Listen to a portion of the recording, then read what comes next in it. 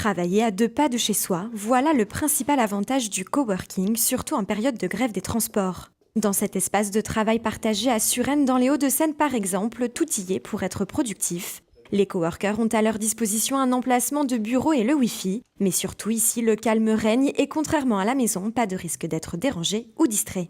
Dans mon cas, par exemple, avoir un enfant en bas âge, ça peut être aussi contraignant pour être concentré. Le fait d'être ici, non seulement on a un cadre avec des espaces pour faire des réunions, pour téléphoner, pour aussi être en contact avec les autres. C'est très important comme lieu de vie et ne pas s'isoler aussi et rester seul chez soi.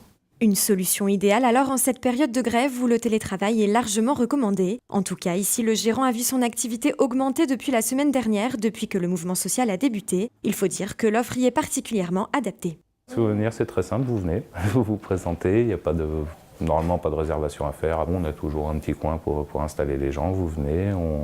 Donc les forfaits, on peut payer à l'heure, on peut payer au mois, on peut payer... Voilà, les forfaits sont très flexibles, mais vous ne payez que ce que vous consommez. Donc vous pouvez passer 2 heures, vous installer, vous ne payerez que 2 heures. À l'heure, on est à 5 € hors taxe de l'heure.